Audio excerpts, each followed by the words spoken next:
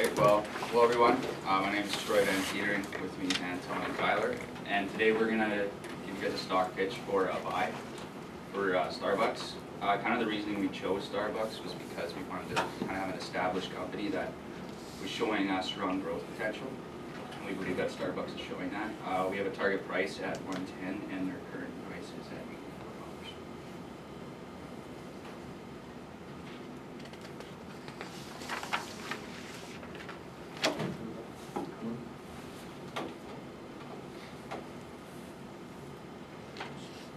Okay, so some history about Starbucks here. It was founded in Seattle, 1971. CEO is Kevin Johnson. Starbucks is the third largest fast food restaurant by number of locations in the world. They currently have 29,000, and then it's the largest coffee house chain in the U.S. It makes 10 times more revenue than its closest competitor. And then expanding internationally, and then Starbucks makes 91% of its revenue from sales in stores, and then the brand is their greatest asset. So this is the financial overview. So obviously we're in consumer discretionary and in the restaurant industry. Just wanted to highlight the beta is 0.52, making it not very volatile to the market. Did you take that beta from the Bloomberg terminal, or where did you get it? I think it was either Bloomberg or the Morningstar. Okay. I'm not sure if it was. What was it? Yeah, so not volatile to the market, but we still think there'll be growth, and we'll get into that. Yeah. Obviously, like Troy said, the current price is $84 and the target price is $110, and then we have a dividend payout ratio of 49.32. So looking at these two graphs here, the first one to the left, Starbucks compared to the sector discretionary in the last 5 years, clearly outperformed it, doubled as much as consumer discretionary. And then to the right, the S&P 500 also outperformed that as well. And it's gone up a lot, but in the latest September 2019, there was a little dip. And this was because they announced the weaker than expected 220 earnings. This is the breakdown of our target price. We used FCFE, DDM, and the relative PE. It shows the 40% to DDM because they do pay out dividends, and it's significantly higher than the industry average, so we wanted to weight that significantly. And the relative value is at only at 20% because it was slightly difficult to find comparable companies within their sector, so that's why we kind of made that one a little bit lower than the other two to get a target price of 110.1, which was slightly high, but when we looked at other evaluations, they were around that as well. So that's about there. What assumptions went into that valuation? What growth rate were you assuming? We did it a percent higher growth rate just because their expansion into foreign markets, which we can get into. And then the other one we had a little bit lower. I'd have to look on the Excel sheet. It was just a tiny bit lower because we think that they may lose a little bit of revenue due to this expansion and licensing more stores. That was kind of the thinking behind that. Okay. On the right side is just the analysis and kind of the metrics we looked at, but on the left side, this is kind of the big thing we looked into in their growth analysis. So if you can see that, the dark blue is same store growth, and the light blue is sales growth rate, and we compared them to Dunkin' Brands, McDonald's, and Wendy's. As you can see, our same store growth and the sales growth are doing well compared to competitors. We really wanted to look at same store growth because Starbucks can just like implement a bunch of new stores, but if the stores themselves aren't making any money, that's not going to really do much. So looking at them individually and seeing that they are growing is a really good way for us to look. What's the time period for that graph? This was last year. Okay. And that was all taken from Bloomberg. So this just kind of shows their company-operated stores on an international scale. As you can see, the U.S., China, Japan, and Canada kind of have the bulk of it, but this is we wanted to show this because they are expanding into China quite aggressively. obviously the US chunk is quite large, and I think they have a lot of room to grow that China one, which is what they're trying to do. And in addition to that, they're trying to license a lot more stores, because licensing stores only is 11% of their revenue right now. So they're trying to do that more, especially in the Chinese market, to grow that. They do like the company owned stores more, because they have like that kind of trend, and like say in the States, like everyone kind of wants to go to Starbucks because everyone's doing it, but places like, I don't know, not so much, maybe like Italy, like people aren't going to want to go sit down in Starbucks as much as they might want to here. Do you have a geographic breakdown of where their stores are located, like which countries? Was that kind of this? Yeah, that's kind of where they're at, like in the US, China. Okay, Japan. that's They also have like the Latin America Yeah. stores too. okay. Question, so their largest market outside of the US is China, right? There's a lot of shades of blue Yeah, on that graph, yeah, sorry. Have you guys heard of Luckin Coffee? Yeah, we're gonna get to that. Okay. Yeah. So these are the comparable companies we used.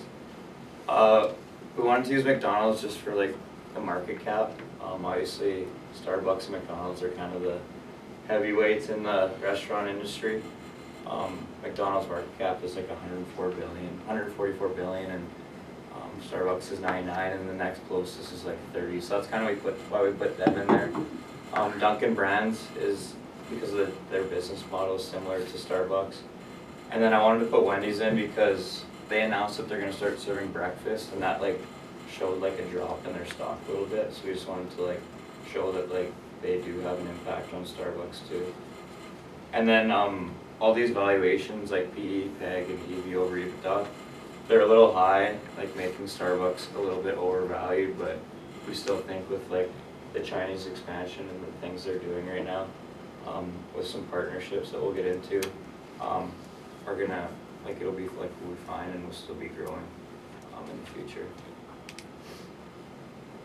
Some of their keys to growth, you guys saw the same store growth and their sales growth on the chart beforehand, but just wanted to highlight that again. Social media is obviously a big thing for Starbucks. They're extremely prominent in that area. A few specifics, they have 37 million Facebook likes and over 7 million Twitter followers, so that aspect, they're very prominent.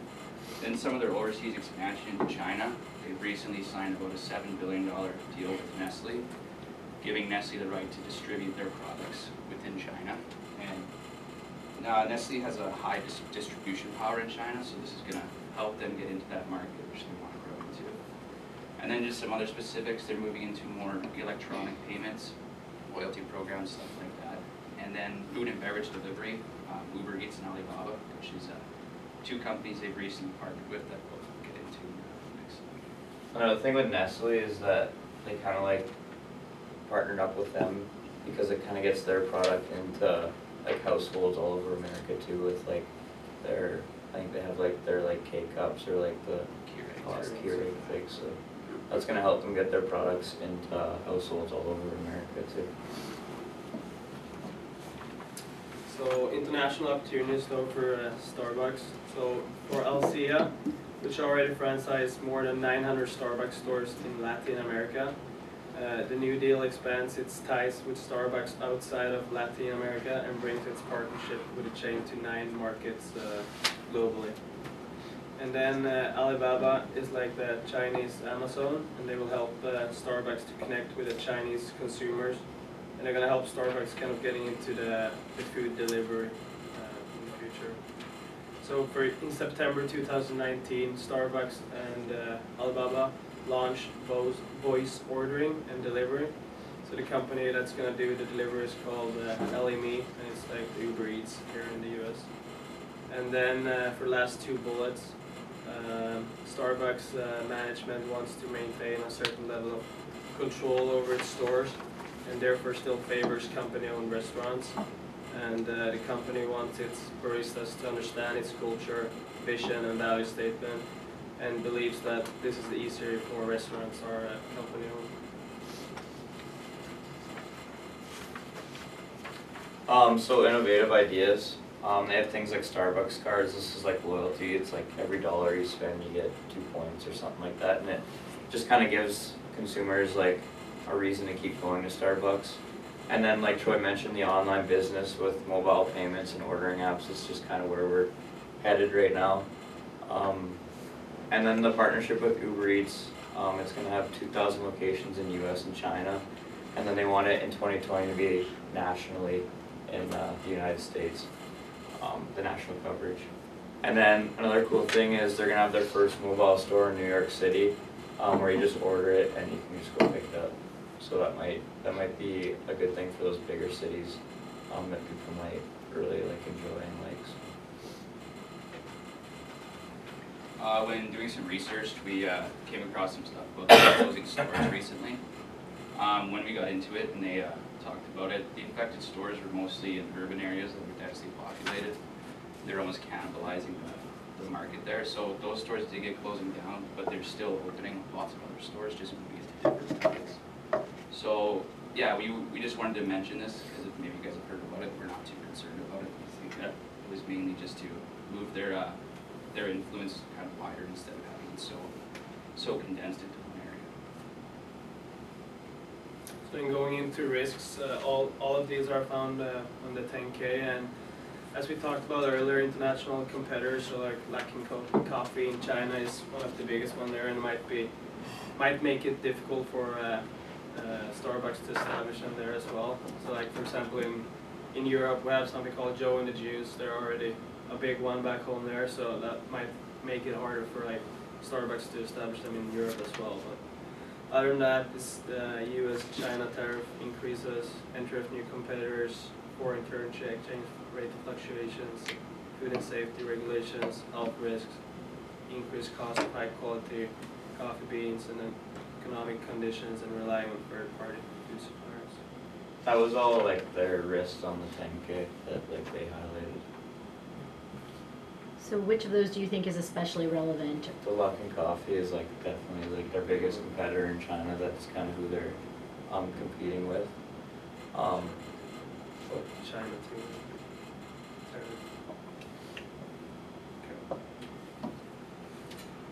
So some catalysts and news. They just unveiled a reserve roastery just on the 12th in Chicago.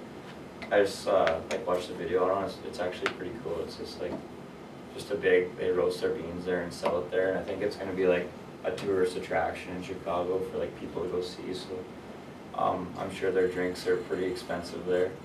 Another cool thing is customers having the ability to reserve tables. They said like in like populated places like San Francisco, this will be good for like students or people after work. Like Starbucks might be full of people, it might be tough to get a table, so they can reserve that, and that just started.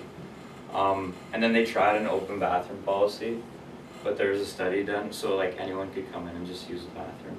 But there's a study done, and like there's a lot of homeless people coming in, and the facilities and bathrooms are like becoming like dirty and kind of pushing away customers, so they've like abolished that, and that's no more. And then getting into the holiday season, I think right now is like a good time to invest because of it. A lot of people like the new things like holiday cups and like the new drinks that they put out. So I think now is a good time. And then iced coffee and iced tea is like one of their best sellers. It's like one of their most expensive drinks, and it's just kind of what everybody is like leaning towards now. So that's definitely one of their key drivers. So that's it, yeah. Okay, so a few questions. First of all, there's like a chart in your handout. I don't know what this is. Yeah, that's. We just I can go. They have like significant debt. It's like 11 billion, but we weren't too concerned about it because that kind of shows how they're going to pay that back in the coming years. And from what we got, it looked like it was pretty efficient. So that's kind of just we wanted to show that. You're concerned about it. Okay. Did Starbucks talk about further growth plans in China and how that's going to work out given that they have more stringent competition there? I think a lot of it is just with partnerships. They kind of not focusing on Nestle or Alibaba or Uber Eats. They're trying to expand all over into each area. And when you talk about partnerships with Nestle, is that for retailing products or actually opening stores? It's more for retail. It's just giving Nestle the right to like sell and advertise their product without like licensing stores and stuff like How much of Starbucks' revenue comes from retail, like selling Starbucks branded coffee, say in a supermarket, versus from stores? 91% of the revenue is from store sales. Yeah. And so,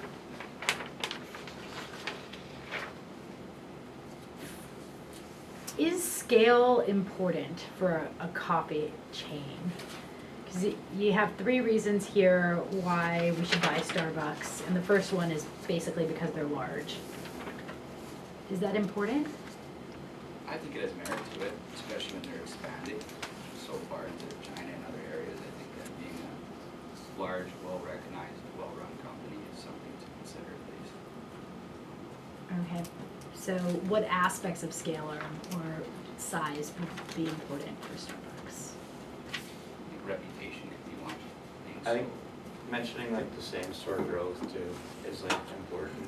Like you might have a large company, like I said, and just keep like putting new stores in, but if those stores aren't making money, then you're just a big company. But like that one graph we showed that they do have same store growth. So that's profitability, which is different from scale, right? I think you're touching on it, which is brand, but just size in itself, especially if you're talking about a company that you're excited about because of growth prospects, unless that size itself like makes it better at growing, at entering new markets or doing things, then I don't think that's necessarily an advantage.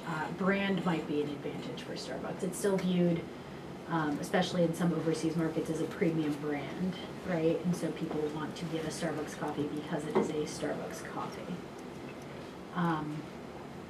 So I might view brand as an advantage, size maybe just for the sake of being large, not as an advantage. At some point, you do have to start closing stores because you have one on every street corner. You guys already kind of mentioned that. What about these partnerships? How does a partnership with Uber Eats work, for example? How is that beneficial to Starbucks? That's just like the delivery for, like they'll start delivering their product. Obviously, it started in the U.S. And then Alibaba has the Almi company that's going to deliver for them there. So I think that's just kind of where like things are going now. Is people want things brought to them, not go get it themselves. That's one thing we wanted to look for when you mentioned, when we first mentioned Starbucks, that what are they gonna do about things like Uber Eats and all the stuff that can just bring food to you. So it was exciting to see that they're partnering with Uber Eats so that they can be a part of that. Okay. And so have any of you used Uber Eats or a delivery service? How does the pricing work as a consumer? Do you see how much you're paying to Uber Eats versus for the product that you're actually purchasing? I'm not exactly sure. It's like extra buck or something. DoorDash. Yeah. Like I know in DoorDash you do see like a $4.99 delivery charge or something. Okay. That's kind of what you pay in the tip to the delivery driver anyways if you bought it from a restaurant that does delivery. Yeah, I guess my question is around revenue splitting and like how visible it actually is.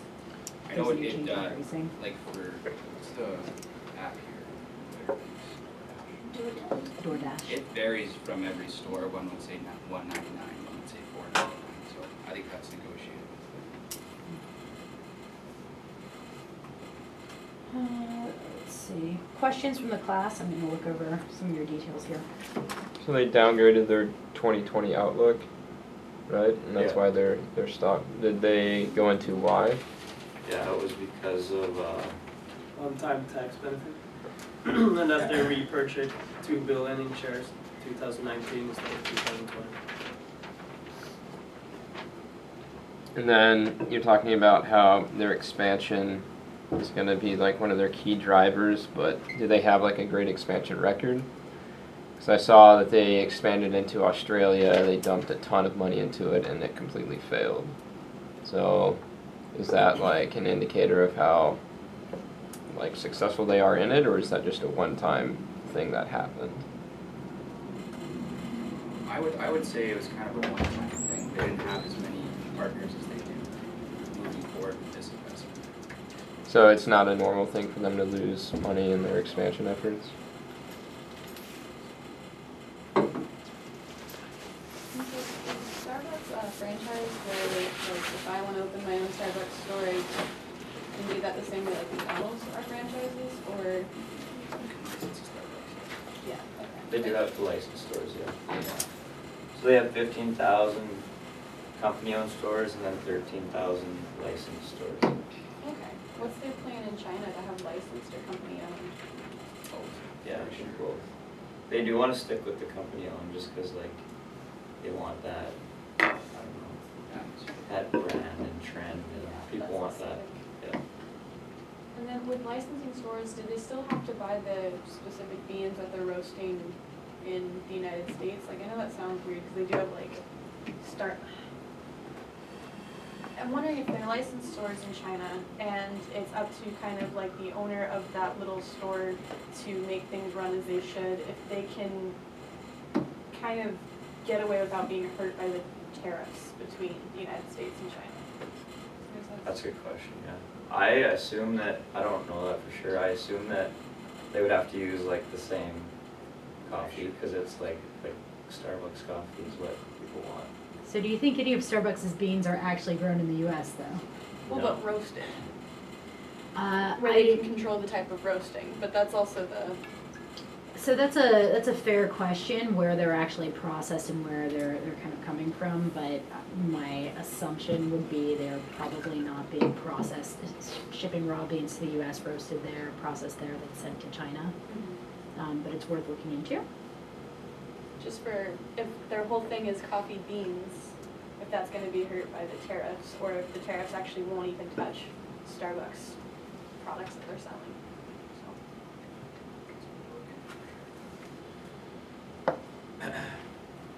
So not everybody likes, I always think of Starbucks think about sweet coffee drinks, right? I don't think they really have like a classic kind of a latte kind of thing. Some of those countries that they're expanding to, I don't, do they have, is that consumers' preference there? Do they like sweet drinks? I know like some places in Europe, you ask for an iced latte, and it would be a funny look, so we don't make that. We're ridiculous. I don't know if that's something that. I think that's why, like, you saw in that pie chart that they're in, quite a bit of their revenue for stores are in China already. So I think, again, that's with, like, their size and their brand. A lot of people buy Starbucks just to buy Starbucks. And I think they have that brand. I think it's the recognition in brand, China. yeah, the brand is just so known and large that people are like buying the product just for the brand. Yeah, in countries that still like American products, because do you know how many stores they have in like Europe? Because I know they had a huge problem, and especially Italy, because Italy was like, we don't want your coffee, it's disgusting. Right. So, like, they're focusing on China, but do they still kind of care about Europe? Or are they kind of backing off, going away from, like, not wanting to compete with French coffee and Italian coffee and Turkish coffee? That's a good question. I don't know, what do you think? I'm not sure, honestly, if we just really focused on the Chinese initiative that they were having, because we thought that was going to create major potential, but again, it's. So two kind of points there. Starbucks does change its product mix by geographic location. So for example, in China they have a ton of green tea beverages and things like that. They've had them for a while. Question around Europe. I would say Starbucks is still quite prominent in countries that don't have a strong coffee culture. Like, for example, the UK has a ton of Starbucks. UK coffee culture is kind of, at a macro level, it's more of a tea culture than a coffee culture. If you've ever been to the UK and ordered coffee, they're not especially good. So Starbucks seems to have done pretty well there. That's very anecdotal, but it's something that's worth kind of looking into in terms of whether you think that's actually a growth region for them or not. But I did have a question kind of around product mix. So Starbucks has bought a few different brands like Tivana, I think it's like Evolution Fresh or some sort of juicing brand. They bought like, Yeah, they own Boulangerie. Seattle's Last Coffee and Tijuana. so they own a few different brands, and some of the ones that they bought were more to have access to the products and be able to carry them in their stores. How have those acquisitions worked out for Starbucks? Have they made any acquisitions more recently?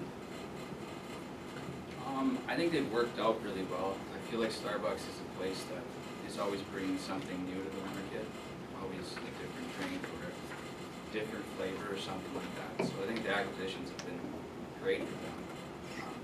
As far as new ones, I'm not entirely sure of any major recent ones aside from the partnerships. Okay, I think maybe doing a little bit more searching on how they've integrated some of these acquisitions into their stable might be good. Tivana, for example, they ended up closing all the Tivana freestanding locations, and I think they still offer their products. But that one was maybe kind of a flop overall. So some of the acquisitions were maybe less successful than others. Might be worth doing a little reading and seeing how they went. And then licensing versus company-owned stores. Has Starbucks indicated any, you guys mentioned that they prefer company-owned stores. Have they provided any sort of financial data comparing the performance of the two? Is there more Yeah. licensing overseas? How do they differ? There's a lot more licensing overseas, and licensing only accounts for like 11% of their total revenue. And so I think that's an area that they're trying to grow by doing this expansion in China and allowing companies like Nestle to run their stores in different markets. Okay.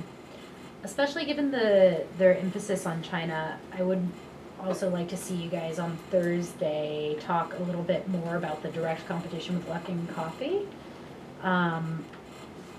Luckin, like 10 years ago, didn't exist.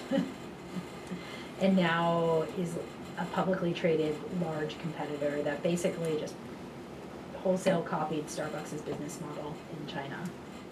So is that something that Starbucks should be concerned about? I have one chunk here. It says Starbucks is betting on China to help fuel its earnings and sales growth amid a maturing U.S. market, but a local challenger is emerging to threaten those international growth prospects. Luckin Coffee is poised to threaten Starbucks' dominance in China. They're a quick-serve coffee chain primarily operating through pickup and delivery models and offering 100% cashier-less environment. Okay, so that's what Luckin Coffee is. Are we still excited about Starbucks? Do we still think they can grow in the Chinese market, given that that's the competition they're facing? Here's the question for you, okay? Good. Other questions or comments from the class?